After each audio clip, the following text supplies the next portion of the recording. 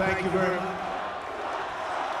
Hello, everybody. How are you? Hi, darling. Hi. How are you? Thank you very much, everybody. This is an honor. And, you know, I walked in, the first question that I asked, should we change the name from Fort Liberty back to Fort Bragg? First question.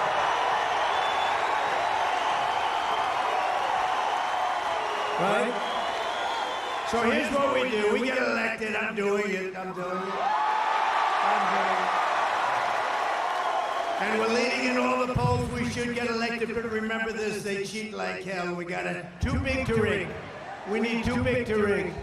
So I just appreciate being here. You know, we did win 2 world wars from Fort Bragg. Right? So this is no time to that big guy.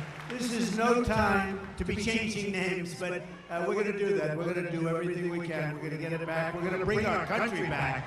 We're going to bring our country back. Thank you, everybody. Let's have a little fun.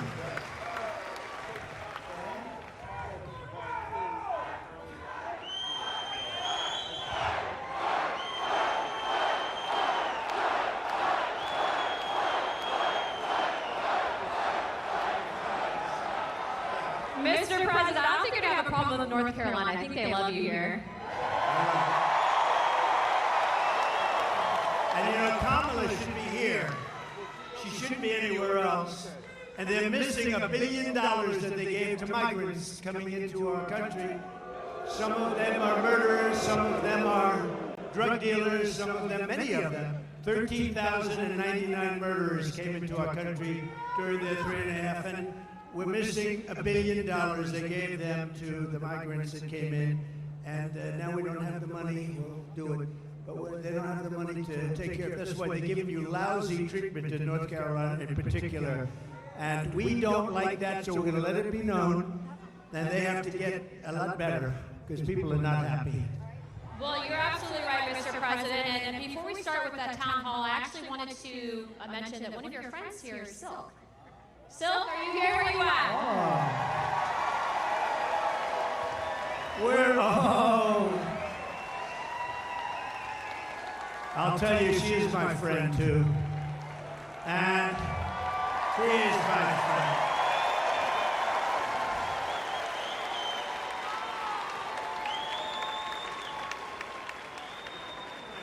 Oh, wow. Hey, North Carolina. Real quick now, I want y'all to listen up. I'm a little ticked off. I just want you to know I'm a little ticked off, and I'm going to tell you why. $750.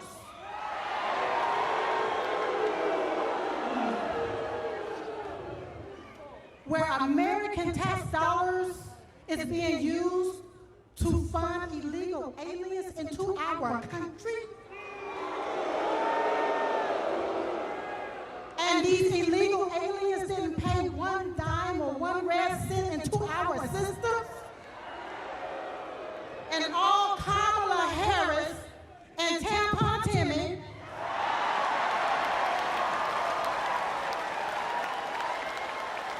want to give us $750? Listen, you all, we only have one choice. One choice, and that's President Donald J. Trump.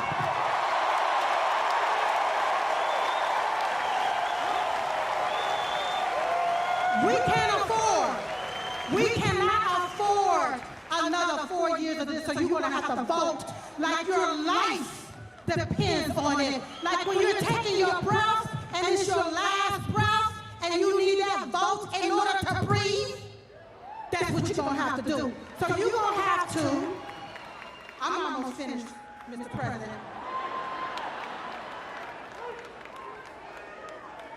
So what you're going to have to do, you're going to have to overvote the cheat.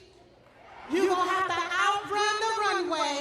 And we're going to have to make it too big to rig.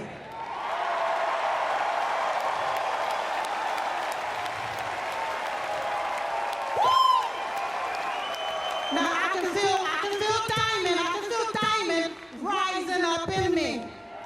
because you have to vote right so you won't get left again. Vote red, R-E-D. Remove every Democrat.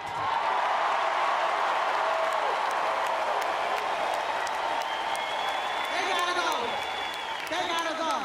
Now, while the media continue to play the race card, we're gonna continue to play the Trump card so we can win, win, and win. Thank you, everybody. Thank you. So, you know, it was 9 years ago, and my beautiful wife, our first lady, we love our first lady. Did you see her interview on Sean Hannity and with Ainsley in the morning? She did great, but 9 years ago she came to me, she said, you know, there are two women, and they are really incredible. I said, who the hell are they? He said, you got to see this, you're not going to believe it. They had a thing, and we fell in love like almost immediately. And her sister was just unbelievable too. And she passed away like a couple of years ago now. It's a long time ago. It seems it goes fast, right? But what a great combination. We love you both. They were loyal to me from day one. When they heard stuff, they said, that's a lot of crap. They were with me from day one. And that Trump sign gets bigger and bigger. I said, that's so nice, I want to buy one for myself. But I just, Mr. President, I'm gonna give you one. I don't want to, you know what? You know what? We appreciate your loyalty, your friendship. And I saw Silk backstage. I said, I'm bringing you upstage. I'm going to bring you upstage. And we miss your great sister, and we love you. And thank you very much. So much more.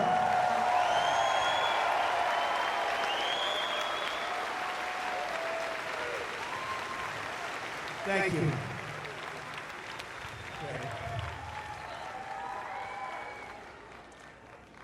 All right, Mr. President, you ready?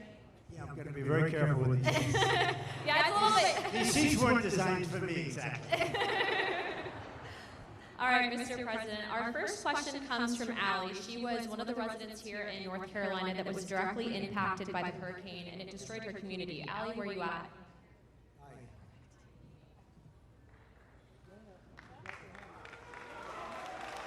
Good evening, President Trump. My name is Allie, and I'm from the foothills of North Carolina. Our entire community has been decimated. Thank you, President Trump, for visiting the disaster sites to bring attention and donating millions in relief. Thank you. This week, we have learned that not only did 13,000 murderers illegally cross our border, but FEMA is out of money because they have been providing $9,000 to every illegal. Enough is enough. We must put Americans first. How soon will you start deporting murderers? So let me just tell you that you're right about that. It's 13,099 to be exact. And murderers, many of these people murdered more than one person.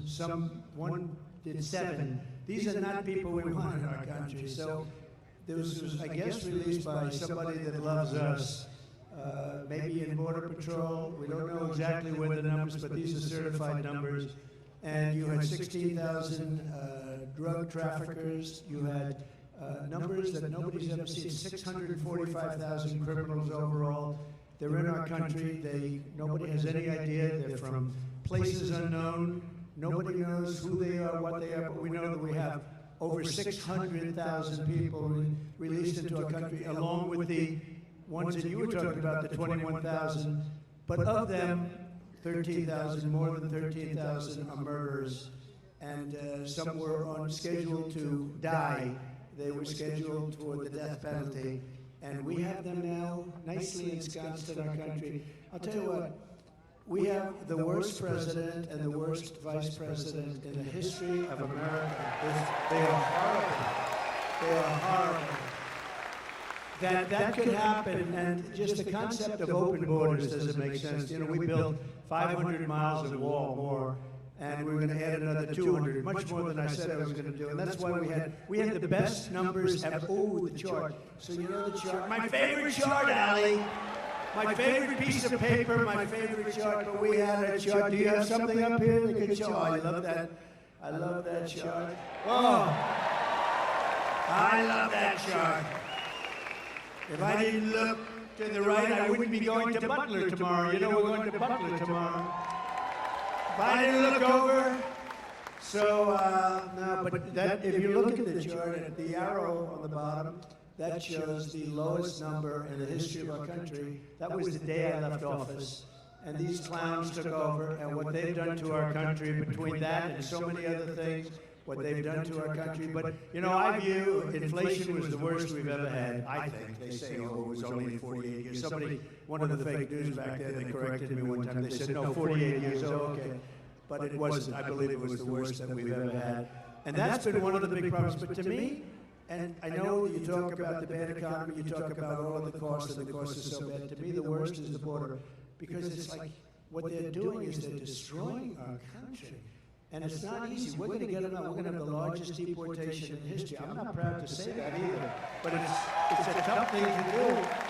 And we're going to get, Anna, we're going to get the criminals out. We're going to start with the worst of them, and we're going to get them out. And you know who's going to help us? Local law enforcement. Local law enforcement. They're going to be great. They know their names. They know their serial numbers. We're going to get them out, and, you know, very simply, we have a little thing called MAGA. Everybody here knows MAGA. It's called Make America Great Again. That's what we're going to do. We're going to make America great again. Thank you, Don. Really good question. Thank you. You know, Mr. President, to your credit, too, I think that's largely why you've actually outpaced every other candidate for president with the support from the Hispanic American community, because it's not just a race thing. We all want border security, so thank you, Mr. President. It's an incredible community that we, I don't know, it's just very energetic. You know that, right? It's energetic. And they're very entrepreneurial, and they love our country. And we've gotten record numbers with the Hispanic community, and I don't know, it just works. It just works, so I appreciate it very much. Thank you. Thank you. Thank you, guys. All right, Mr. President, our next question is from John. He was a Green Beret captain who was actually kicked out of the military. I think he's going to share his story with you. 1 second. Hi. Good-looking guy. Thank you. Good evening, Mr. President. I'm John Frankman. I was a Special Forces Green Beret who was forced out of the military because of the COVID-19 vaccine mandate.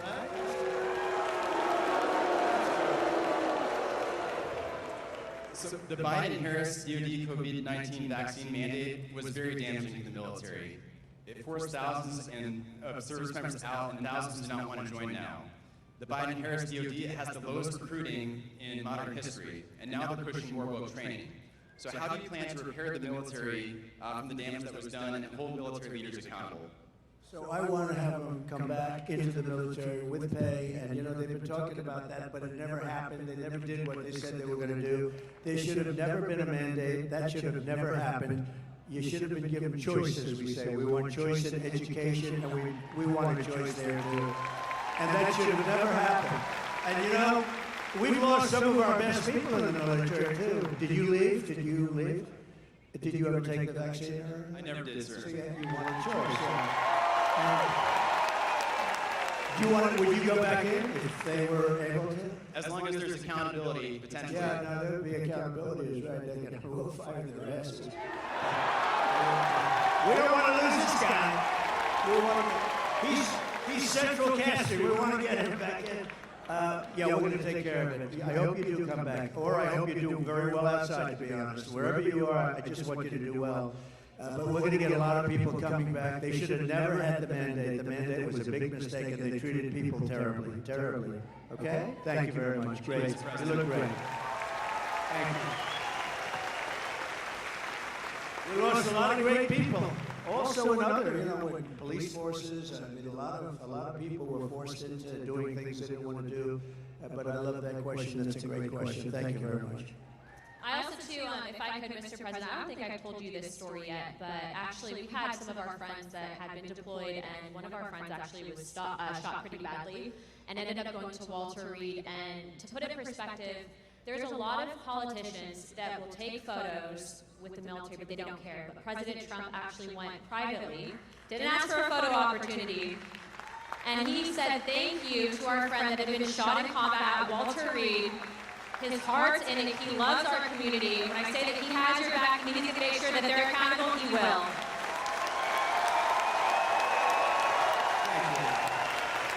Thank you very much. And I'll tell you, we have a great military, we really do, but Walter Reed, you mentioned the name, and that hospital was unbelievable. The doctors are unbelievable. They had a lot of problems with getting there, getting to it, managerially, getting in to see. But we had the best doctors. They could do things that nobody else could do, and they got to see some really badly hurt people. And the level of talent at Walter Reed, it's just an incredible hospital. So we have to pay our due respects. You hear so much about government-owned or whatever. I don't think there's a better hospital in the world than Walter Reed. So we should say that, right? Yes, sir. Yes, sir.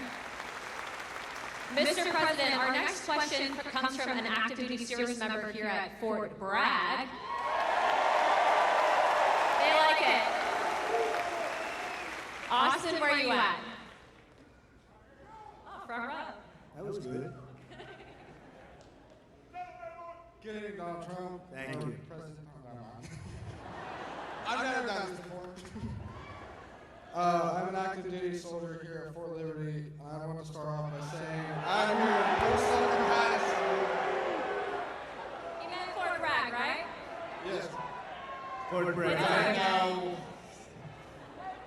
Are you not? You're not a soldier now? no, I am soldier. I'm currently Yeah, active you are. duty. Good. But on a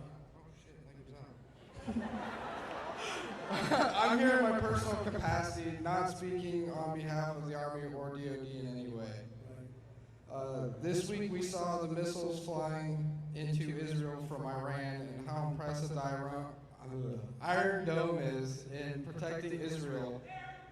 What are our thoughts, or what are your thoughts on the Iron Dome for America?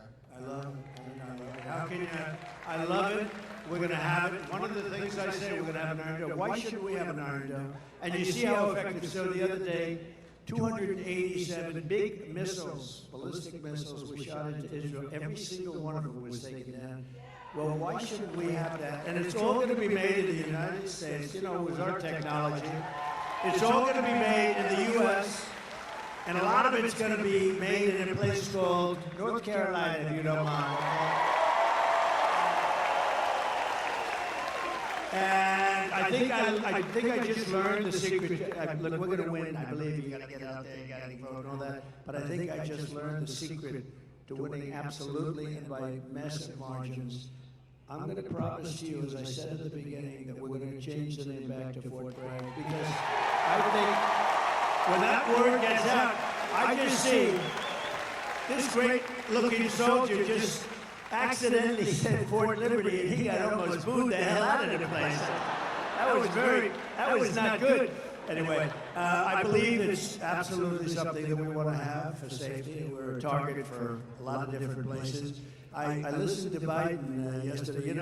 Since I went under the wing, I used to go under the wing of the aircraft. Nobody ever did that before. I did it. All of a sudden, Biden started. But he only takes like a half a question. Usually can't answer it. But they asked him, what do you think about Iran? Would you hit Iran? And he goes, as long as they don't hit the nuclear stuff. That's the thing you want to hit, right? I said, I think he's got that one wrong. Isn't that the one you're supposed to hit? I mean, it's the biggest risk we have.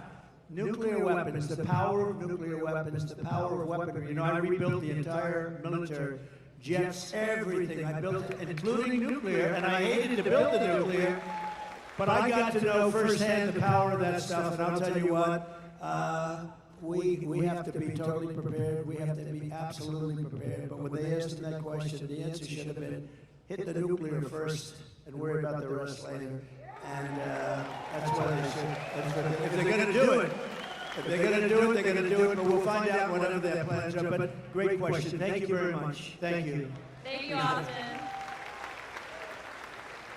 Mr. President, I don't think you get enough credit for what you did with the Abraham Accords. I mean, that really was historical. I agree.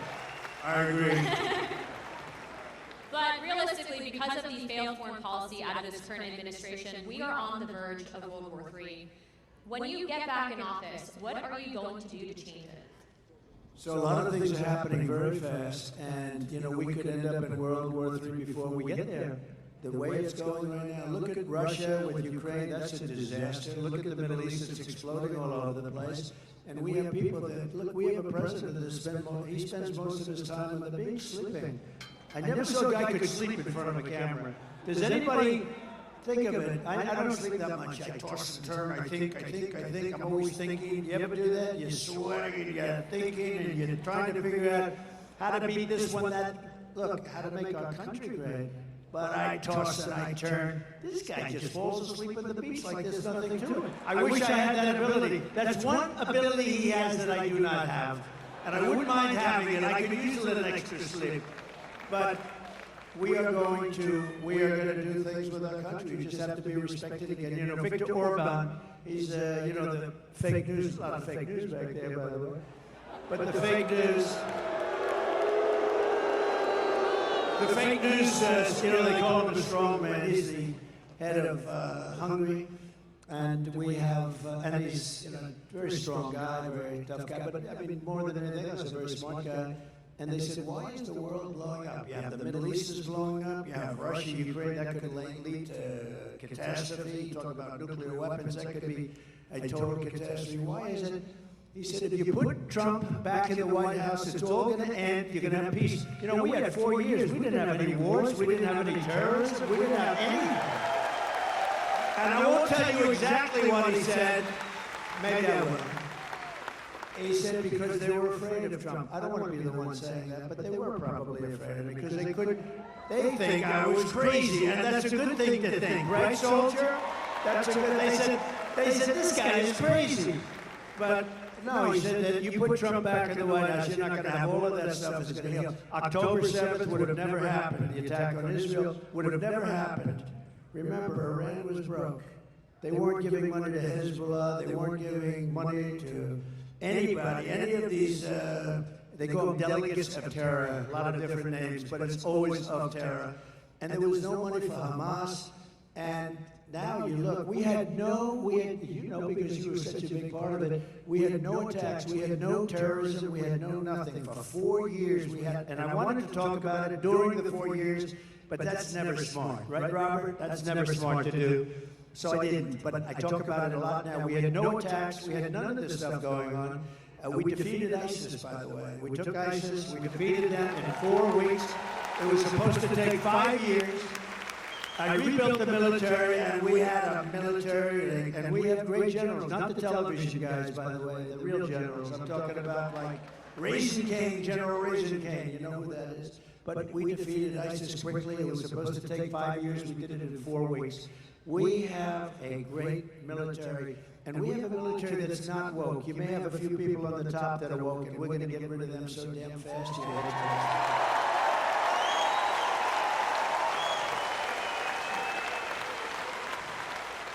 Yeah, he's not kidding. I mean, we traveled around the world just on hotels, and every single world leader that we met with said that they needed you back because you'd be tough on China. They know that other people won't be tough on China, but you'll be tough on China. China likes us back. You know, China wants to see a little stability too, but I charged China hundreds of billions of dollars in taxes and tariffs, and they paid it.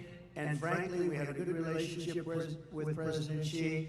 But they paid hundreds of billions of dollars. No other president got them to pay 10 cents. Not literally, not 10 cents. But hundreds of billions of dollars. And you know what? More importantly, they respected your country. They don't respect us anymore. They respected your country, and they'll respect us again. Amen, sir. Peace through strength. Our next question is from Sarah. Sarah is a VA advocate. Sarah? Where are you at? Oh, perfect. Hi, Sarah. Good. We're working now. As you know, we talked about Walter Reed, sir, and I'll just say my husband is one of the most catastrophically wounded surviving service members, and you visited with him there many times. Wow. And this past July, you saw him in Charlotte. Yes, sir. Is he here now? Not tonight, but you just saw him this summer, so he was so happy to see you this summer. Yes, sir. Yes, sir. But I want to talk about all the advancements you made for community care, and you empowered veterans to choose their own providers.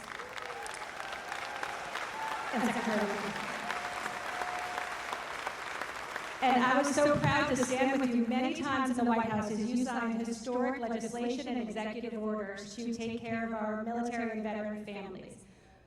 We've watched that community care access, where a veteran can choose his or her own provider. We've watched that be actively limited and actively rolled back. President Trump, how are you going to bring that back as a day one priority and give veterans the choice for the best medical care back again? It's such a great question, and thank you. And what a good wife that is, and I'll bet your husband's great. You love your husband, right? You know, the people like you, what is your first name? Sarah? People like Sarah are so important to our country because they take care of people that are great heroes, real heroes, and they take care. And if they didn't take care, the hospitals would be unable to do it. They just would be this right now. I mean, with all of the migrants have taken over our hospitals. They've taken over our schools. We don't have anything, but people like Sarah, the job they do is incredible, and they do it out of pure love. They don't do it for any other reason. They do it out of pure love. And we have to help them.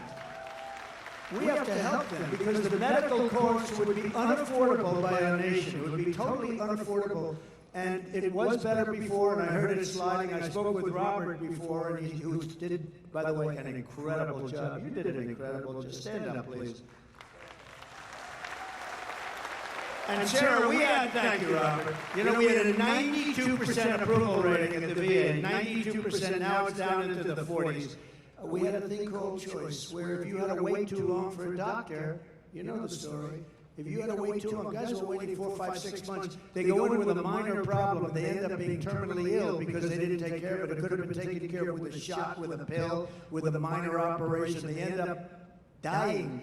And we changed it, and we had choice. We also had accountability, remember? Accountability. So on choice, they tried to get it for 52 years, accountability for 58 years. Accountability, you couldn't fire anybody in the VA. And I said, that's no good, because you had sadists in the VA, you had bad people in the VA. We had some bad people. And we fired about 9,000 people, and we replaced them with 9,000 good, loving people that love our heroes, right? That love our patriotic heroes. And that was a big thing, and I just said to Robert, how's it going nowadays? How is it going? And he said, they're getting rid of choice rapidly. Choice is when you can't see a doctor rapidly. You go outside, you find the doctor, you get yourself fixed up, and Sarah, we pay the bill. And it was a great thing, and he said it's rapidly not being used, not being allowed to be used. And you know, I think it actually didn't cost. I think it was probably, in the end, we probably saved on it. But money isn't the big thing here. I think it actually, we saved money on it because people would get very, very sick. These are people that would wait 4, 5, 6 months to see a doctor. If you had to wait more than one day, you go out, you see a doctor. We had bills negotiated, fees negotiated. You know, we can't be totally crazy with this because the doctors are pretty good business people, I will tell you, right? But we had a lot of fees negotiated. But you go out, see a doctor, get yourself fixed up, and you have no problems. It was one of the best things we ever did. And now this group of lunatics that don't give a damn about the military, they're making you go through that waiting of 4, 5, 6 months again. And our people can't. We have great doctors, but they can't handle the loads. And we're going to go back. We get back in. We're going back to that, right? We're going back to it immediately. You're going to be in great shape, Sarah. You and your husband are going to be in great shape. And thank you very much. Incredible. Thank you, Sarah. Mr. President, we actually have someone that, and before we ask his question, I wanted to read this to the crowd. He had actually written a letter to you after you'd been shot in Pennsylvania. Dear President Trump, watching you during the Butler rally and you getting back up, both my wife and I gave a sigh of relief as well as a few tears. I would be honored if you would accept this small token that I received as a young Marine in Vietnam. My wife and I both thought it appropriate. God bless you, your family, and the United States of America. Sincerely, Dwight. Dwight, where you at?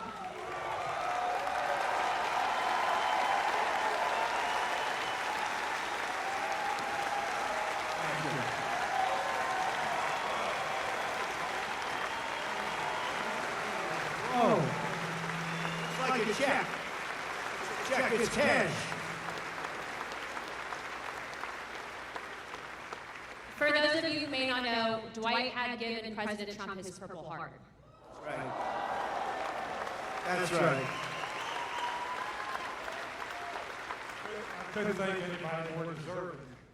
have a Purple Heart. You took it, you laid down there, you got back up, and the first words out of your mouth was fight, fight, fight.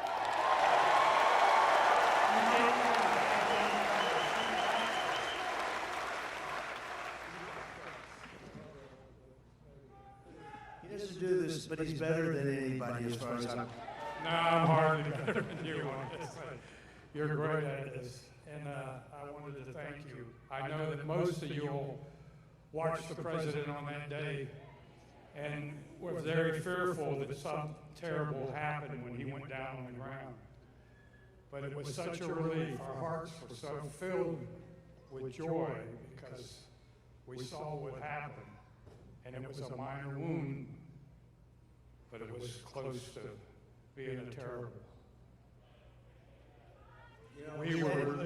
I said, how does it, why was there so much blood to the doctor and bleeding like crazy? This is a little fact, some of you might have heard this, but you get hit in the ear, and it bleeds more than any other part of the body. So I didn't mind being hit that way. I don't want to be hit that way. This way. If I didn't make the turn, I would have been hit the other way. That's no good. That would not have been too good. But it is true, and I got very lucky, and maybe it wasn't so much luck. Maybe there's something else, right? Maybe there's something else up there. But that's good. You also took the time out to write me a beautiful letter and gave me a challenge for it. I never expected that from the President of the United States. Thank you very much. It's a great honor, and I remember it very well. Thank you. I served as a Marine in Vietnam, proudly served as a Marine in Vietnam. And thank you very much. There were quite a few that did. And when I came back from the service and stuff like that, we didn't get quite the greatest greeting, but a lot of the veterans nowadays are homeless. There's 7% were homeless before Biden and Harris took over. Now there's 14%. I would like to know what you're going to do to prevent this from getting any larger, and also kicking these illegal aliens out of the freaking hotels.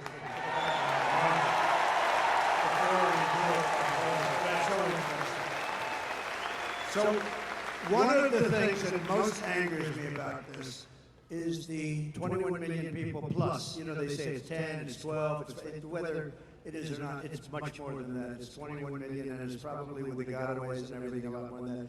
But one of the things that most angers me is that you have veterans on the streets in front of a hotel, and you have illegal immigrants. Some of them are serious killers and drug dealers and all the people that we talked about before, and terrorists. And those people are being walked into a hotel, and they're staying in a hotel, and they walk by veterans who are sleeping on the street.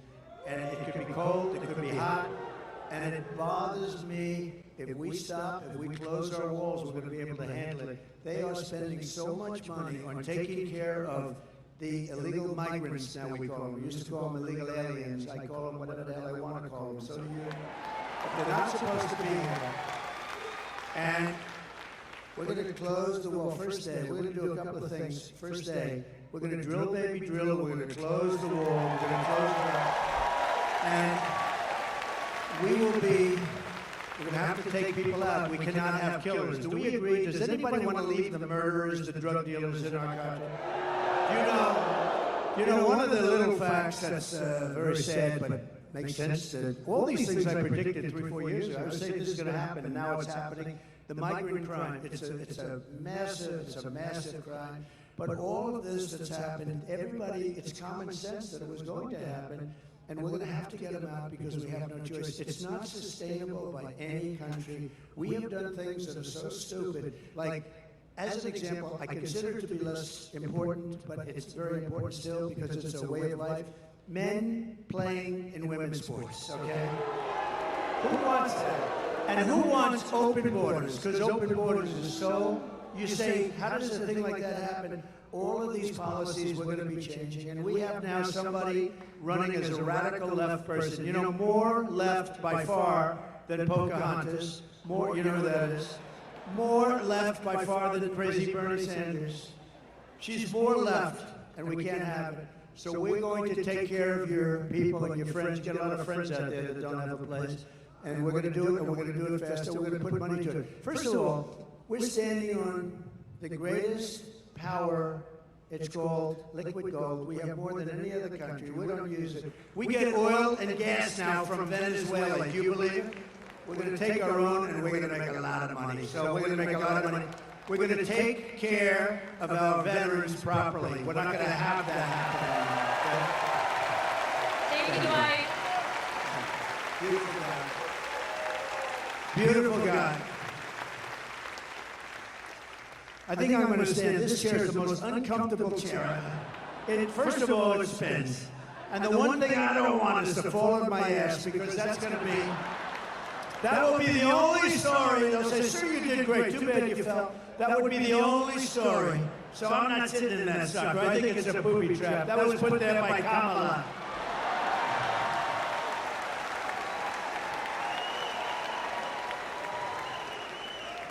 Well, that brings me to my next question. So you're talking on immigration and border security. So we all know that that's tied to national security. And the one thing that ticks me off is you have Kamala Harris, who runs on the fact that she's a minority woman. But yet she's done nothing about the 300,000 migrant children that have gone missing. Just real quick, how many parents are in this room? How many women are in this room that support Trump? As mothers, grandmothers, sisters, wives, would you ever tolerate children being trafficked? If you were in Kamala's position, wouldn't you stop that? President Trump, you've done more for not just the Hispanic American community, but I think women in this country, not just, I'm just going to toot his horn for a second. He's put women in positions of power, but the media won't cover that. They won't, because it doesn't fit their narrative. They want women to hate him. Guess what? We don't hate him, we love him, don't we? But I don't do it. I don't do it really for a pure, really great reason. I just do it because I want results. And I just find women to be smarter than men.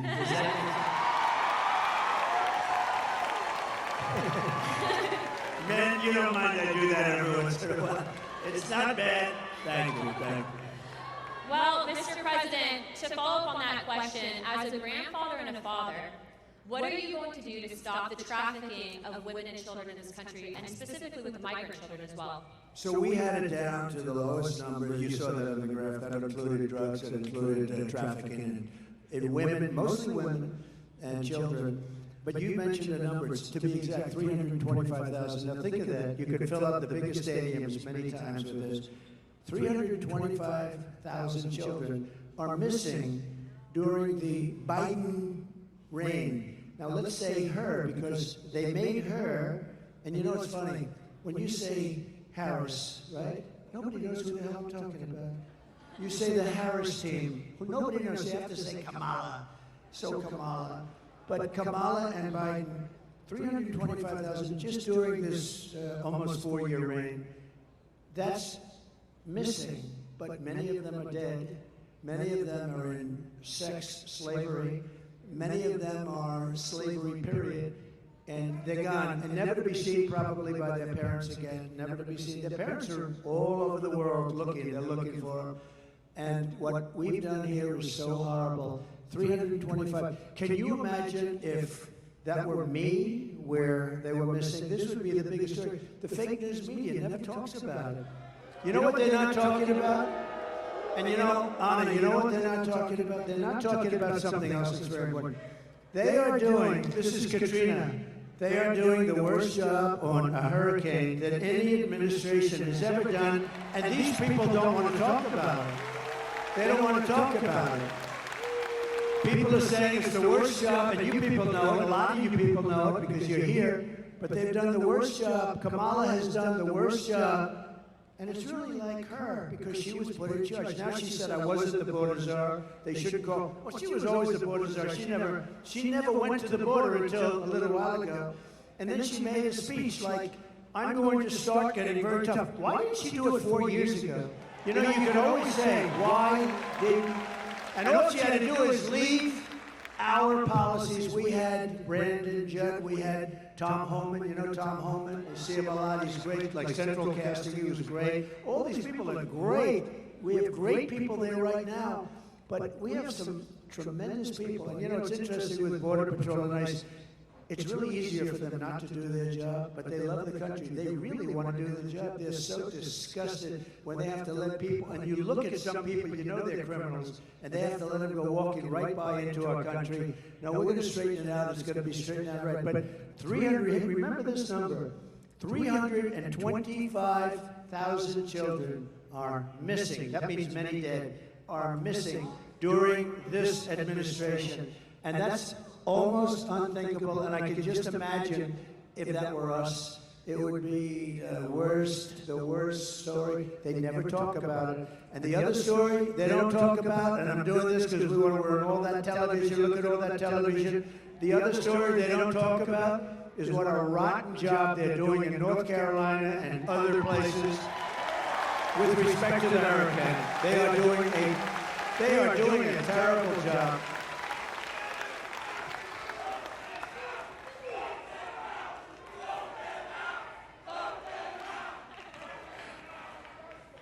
Mr. President, to follow up on that, because the media is here, I do believe that they've intentionally, and this is my opinion, not helped out those residents because it's red communities that are impacted.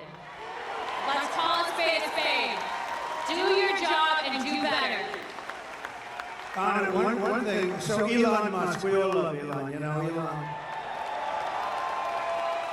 We have to take care of our brilliant people. We don't have too many of them, right? There aren't too many brilliant people.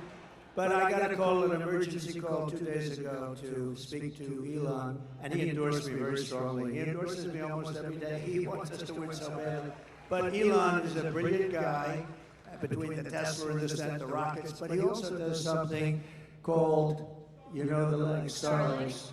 So he has Starlinks. Now, I'm not too familiar with it. All I know is it's really supposed to be great. So they call, because in North Carolina and parts of North, and a little bit Georgia, but in parts of North Carolina, every line is down. There was no calls, no anything. Nobody could get through to anybody. And I got a call from a big person in North Carolina. Could you possibly call Elon Musk, because we need help with Starlinks? Could we get Starlinks, you know, really? And I did, and he was great. And, you know, he did something that was, he had it ordered. I got a call during my phone call. They called me up, the people from North Carolina, and they said, thank you very much for helping us with Mr. Musk. I was talking to him. He wasn't off the phone. I said, do you have some kind of a thing that we're talking and you're ordering people? This is the craziest thing. No, he's like, I'm talking to, so Elon, thank you very much. I appreciate it. I'll see you. He's going to Butler tomorrow. You know, Elon is going to Butler. But I asked him about Starlinks. Would you be able to get a certain section of Georgia? They're going to fly them in with helicopters and everything else. Would you be able? And as I'm talking to him, they're calling me on the other line, thanking me for getting it. So I got to ask him what the hell that was all about, right?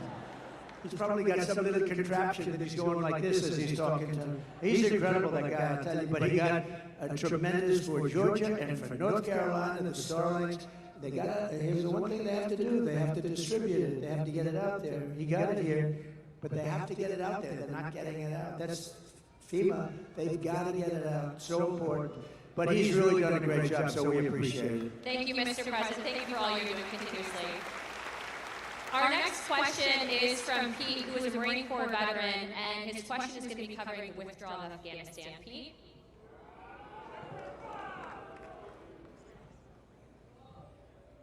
Mr. President, I am Pete from North Carolina, and also Latino for Trump. I knew I liked him. And I proudly served the United States Marine Corps, first as enlisted, That's great. then as an officer. Despite what the Vice President says, we sadly lost 13 under her watch. It sickens me, many of my fellow Marines, as well as my friend, Lieutenant Colonel Scheller. There has been zero accountability for the terrible withdrawal. What will you do to make sure we have accountability for what happened. Okay, it's great. It's like, I know more about that subject than any subject we spoke about because I think it was the most embarrassing moment in the history of our country. There was never anything. I don't think Putin would have gone in and invaded Ukraine if that didn't happen. He saw that. He said, hey, these people are stupid people. They're idiots. And, you know, they only respect power and force. When they saw that, by the way, if I were President, Putin would have never done it, period. And you would have never had the attack, and you wouldn't have had inflation, and you wouldn't have had the problem that we're talking about. Because, you know, I had it down to 5,000. I was getting out. They were there for 20 years. But a couple of things were done wrong. Number one, they should have kept the military base, right, Bagram? So you have a military base, one of the largest bases in the world. We left it. It's 1 hour, forget about Afghanistan, it's 1 hour away from where China makes its nuclear weapons, okay? You gotta keep that, and they didn't. They fled, they left. We had, as you know, 18 months. I called up Abdul. Abdul is the head of the Taliban. That's the ones that do the shooting, okay? Not the Afghans. It's called the Taliban. And the press said, why would you call him? Because that's where the shooting is. And I called him up. We didn't have, I was nasty. We didn't have one soldier killed because they were killing a lot of our soldiers, the snipers, and a lot of them with the Obama-Biden administration before I got there, and a lot of them. And I called them up, had a rough call. And after that call, we didn't have one soldier killed for 18 months. We didn't have one soldier shot at for 18 months. And then we had a terrible election. We're not going to let that happen again. We can't ever let that happen again. We're not going to have what a shame that was. But we had an election, and these guys took over, and it all started up again. And what they did with that withdrawal was so bad. Number one, we lost 13 great soldiers. And as you know, I know the parents of a lot of them. But we lost the soldiers. We left $85 billion worth of equipment behind. We left Americans behind. Everything was wrong, and we embarrassed our country. I really mean, I think it was most embarrassing. The one thing you do is you take the soldiers out last. Okay, they took the soldiers out first. A 5-year-old child would tell you that. The other thing you do is you fire every general that was involved in that case because those guys were incompetent. And you haven't heard the last of that, I promise you. You have not heard the last of that. What a terrible thing that was. Worse, one of the most embarrassing, me as a person that loves our country, that was the most embarrassing moment in the history of our country, in my opinion. Thank you. We're gonna take care of that. I got to get back to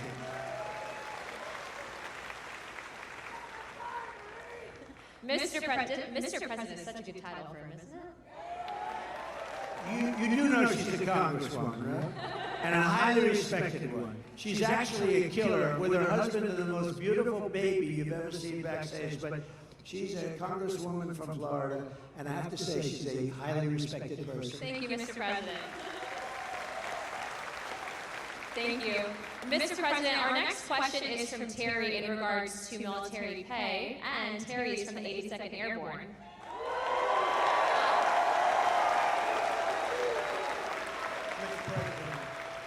Thank you for being here. My name is Terry. I have had the honor of serving with the mighty 82nd Airborne. I'm also a proud member of the Lumbee tribe. The largest tribe in North Carolina. We have one of the highest percentage of military service in the nation, a higher percentage of the overall population. My question, sir, is about military pay. You provided the largest pay raise in history to our military. Unfortunately, we have seen inflation skyrocket, and more service members and veterans are on fixed incomes and are finding it hard to pay for basics like grocery. What will you commit to increase military pay and bring down prices? Yeah, very good, Terry. I appreciate it, too. And it's very unfair. So I gave the largest pay raise in the history of the military, and I thought that was wonderful. But then when these clowns came in, these incompetent fools came in, they allowed inflation, and because of the energy policies, I think, mostly, but also because of their spending, but they allowed massive inflation. So your pay stayed here, and you were happy, and then all of a sudden the cost of bacon doubled, and the cost of everything else doubled and tripled and quadrupled. Interest rates went to 10%, so you could no longer, we were at 2%, and they went to 10%, so you could no longer buy a house. So many things happened. The answer is yes, I'm going to take care of you. I'm going to take care of our law enforcement, and you know who else I'm going to take care of? Our teachers. Our teachers are very underpaid. We're going to take care of our teachers. Okay? And I did it. I did it. I felt strongly, but you know, the fact is that they got wiped out. What we gave got wiped out by their inflation that they should have never had. That's another thing. You would have never had inflation because it was caused largely by really dumb energy. The energy went through the sky. That brought everything with it. So we're going to take care of, but law enforcement also and your teachers, okay? Thank you, Mr. President. We now have time for one last question. So our last question. Make this a good one. Our last one comes from Matthew. Matthew? He was an F-15 pilot. I won't hold that against you.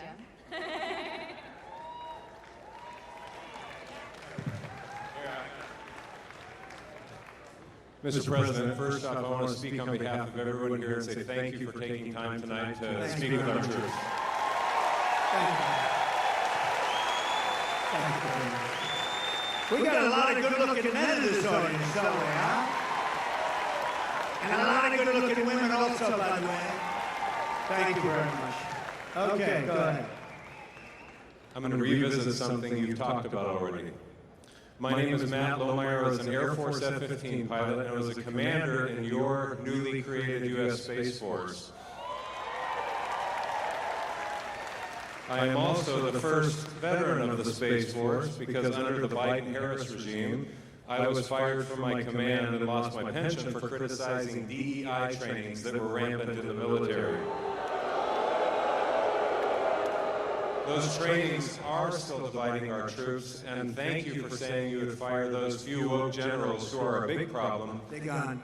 I'm going to suggest that it might, in fact, require ongoing oversight and a persistent, consistent, watchful eye within the Pentagon to ensure this monster never returns to the Defense Department. Will you consider establishing a special task force, office, or position to ensure that these monsters never return to the Defense Department? You know what I'll do? And I'm pretty good at this stuff. Sometimes you get it wrong.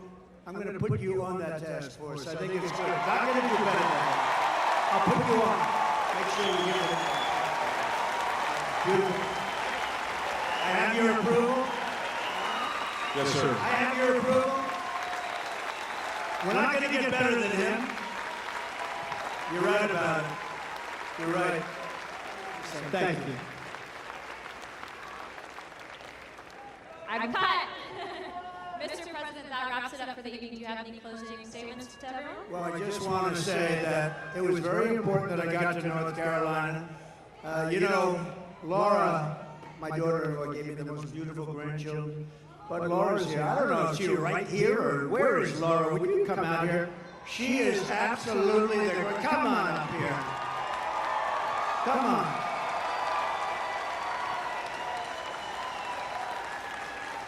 She comes from right around here, and she loves this state. And you better be careful because I'm going to blame her if anything happens in this That's state. true. So But we're going to win in North Carolina, are we not?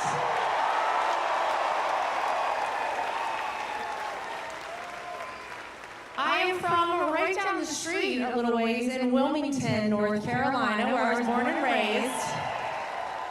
And I know I don't even have to ask this audience this question, but are we ready to send Donald J. Trump back to 1600 Pennsylvania Avenue? All right, here's what I need from everybody. You might know that I am right now the co-chair of the RNC, thanks to my father-in-law calling me one evening. But here's how we are going to make it too big to rig. Here's how we're going to swamp the vote. Is everyone in here registered to vote? If you are not, go right now to swampthevoteusa.com and get registered. Go vote early and take every person you know to go vote early. We will win this big see, as Donald Trump says on November 5th. All right, ladies and gentlemen, thank you guys. I love you, North Carolina. Thank you. I have to thank you because you gave me really a great daughter-in-law. She's really special. And she's along with Michael, who's here, Michael Watley, they're essentially the co-chairman of the Republican Party. This is a very upwardly mobile person. She's doing good, but you know the truth, she's so good. I'm very conscious of like nepotism. But when I did with her, I recommended it. All I did was recommend it, and everybody couldn't believe she was even doing it. She is really a person that's incredible. She's respected by everybody. They love her. She comes from here, and there's no place she likes better than North Carolina. So get out there and vote in honor of this wonderful person. This wonderful person. Where's Michael? Will you get up here, Michael, please? Don't worry about the time. The networks will stay with us, right? Michael, would you say a few words? So Michael Watley, I mean, I guess I like North Carolina because he was the head of the Republican Party. We won the state twice, and last time when all of a sudden around 3:02 in the morning we started to fall off on a lot of things, it was ridiculous. But with this state, there was no fall off. He had 602 lawyers working for him. And I said, who the hell is the guy that did such a good job in North Carolina? Because we were leading in Pennsylvania, we were leading all the way along, and these people will do it, they have no shame. And he did the job, and I said, I want to get him, and he's chairman of essentially the Republican Party, and I just want to say you're doing a great job. But I don't want to say it too early, let's wait till November 6th. I want to wait till the morning after, right? Then I feel confident that we'll say it, but so Michael is from North Carolina. He was the head of your party, and he did a great job, and he went to the top. And please say a few words, Michael. So to win North Carolina, we are going to get out the vote. We are going to protect the ballot. We are going to expand our majority in the House. We are going to flip the Senate, and we are going to send Donald J. Trump back to the White House as the 47th President of the United States. Thank you, Michael. Thank you, everybody. Thank you. Thank you, everybody from Fort Bragg. Thank you.